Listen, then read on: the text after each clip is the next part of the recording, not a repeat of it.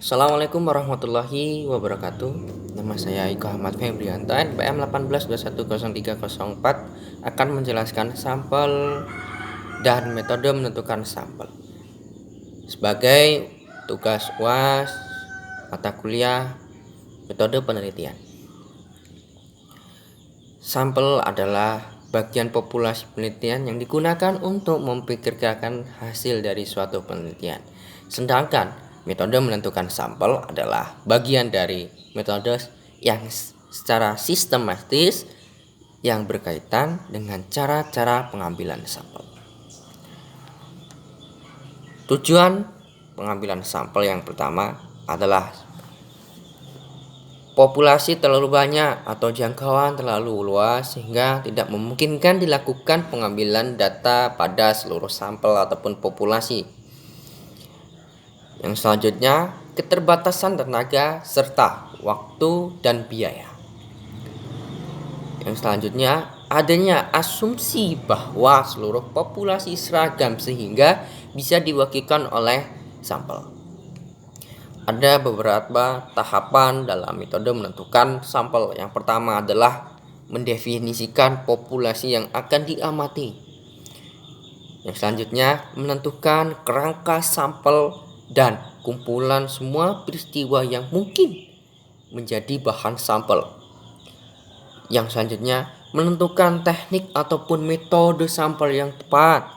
Yang selanjutnya melakukan pengambilan sampel dengan pengumpulan data.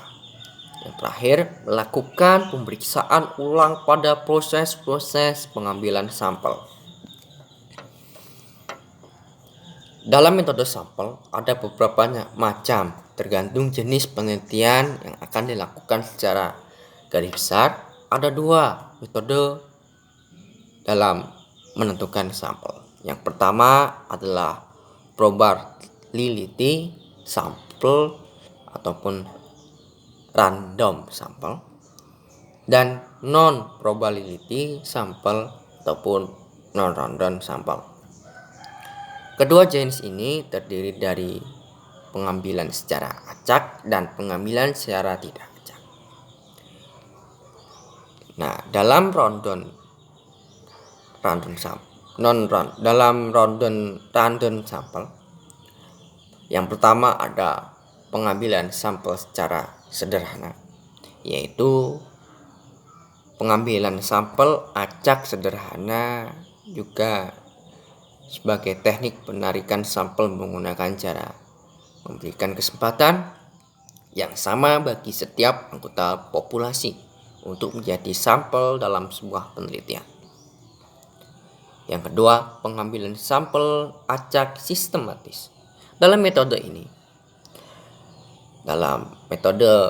pengambilan sampel acak sistematik menggunakan interval dari memilih sampel penelitian. Misal, dari sebuah penelitian membutuhkan 10 sampel dari 100 sampel, maka jumlah kelompok intervalnya 100:10.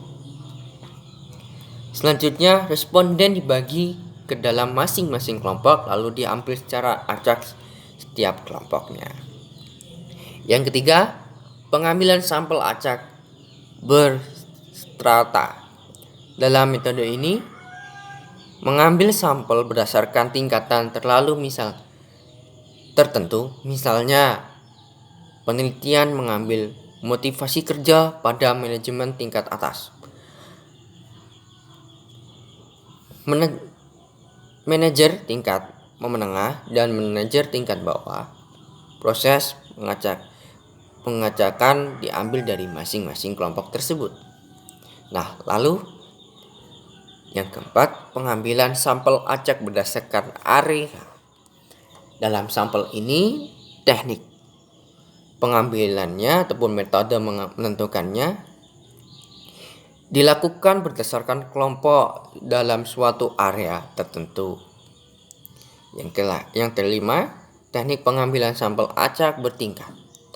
Proses pengambilan sampel jenis ini dilakukan secara bertingkat, baik itu bertingkat 2, 3, 4 dan selanjutnya ataupun lebih. Nah, dalam non random sampel. Purposive yang pertama adalah purposive sampel.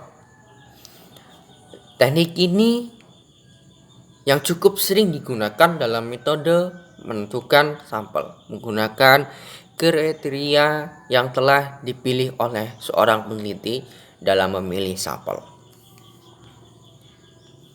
Lalu yang kedua, snowball sampel. Dalam teknik ini pengambilan sampel berdasarkan wawancara atau korespondensi. Dari metode ini meminta informasi dari sampel pertama untuk mendapatkan sampel berikutnya.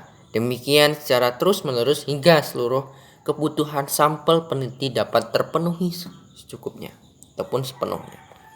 Yang ketiga, accidental sampel. Pada metode ini menentukan sampel tanpa sengaja. Dalam penentuan ini penelitian mengambil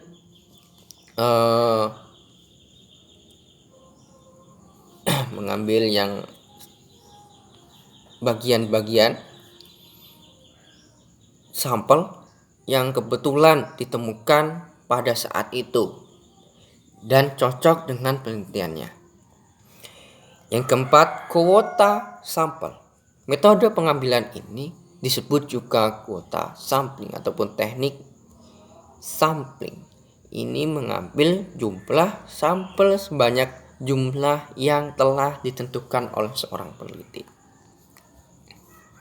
Yang terakhir, teknik sampel jenuh. Teknik ini adalah penentuan sampel yang menjadi semua anggota populasi sebagai sampel dengan syarat populasi yang ada kurang dari 30 orang. Demikian sekilas dari penjelasan saya.